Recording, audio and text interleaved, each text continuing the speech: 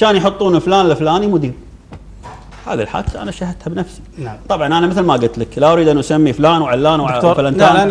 هذه الحالات ترى متكرره، يعني هذه واحده من العشرات. انا ودي بشغله بس يعني ابو يوسف، ان لما نتكلم خلينا نمتلك الجرأة. انا سميت بعض النواب اللي انتقدهم، هذول يمثلون الامه، يعني انتقادنا لهم ترى ما احنا ما قاعد ننتقد ناس قاعدين في بيوتهم. فاحنا الان خلينا نمتلك الجرأة ونسمي الاعضاء. لما نقول صاحب الحنجره وصاحب كذا، صاحب الحنجره هذا بس بعطيك معلومه بس عنه بسيطه، اللي انت ما تمتلك الجرأة انك تقول اسمه. اول نزول انتخابات له جاب 1600 صوت.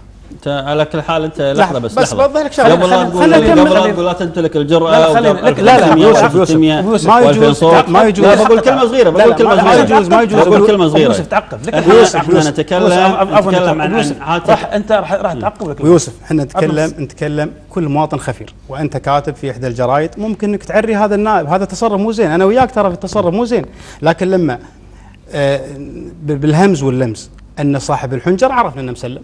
ليش؟ لا انت سميته. انا اسميه يعني ونفتخر. ترى عندنا وايد حناجرهم عاليه. لا معروف صاحب وايد عندنا حناجرهم عاليه. قلت واحد من ابناء قبيلته صدقني مسلم ان كان عليه تجاوز ما تخلي لا الصحافه ولا الخصوم، وبعدين مسلم للمعلوميه، مو انا دافع عنه ولا انت تصير ضده ولا انا دافع، انا بس بعطي معلومه يمكن اكثر الكويتيين ما يدرون عن مسلم. المعلومه هذه مسلم البراك الوحيد اللي من نزل انتخابات في 96 من نجح في الانتخابات، كان بداية نزوله 1600 صوت.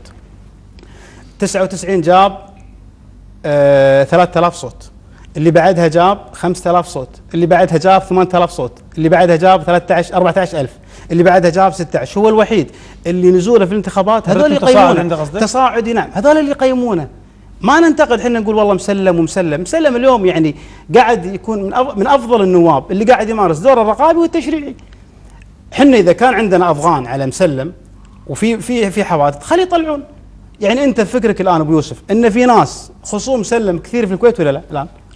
انا بس بعقب في الاعلام. طب انت سالتني خل اجاوب. تفضل. انا على كل حال الان ما راح اقول اركب القصه هذه راكبه على مسلم ولا غير مسلم، انت ركبتها انت حر.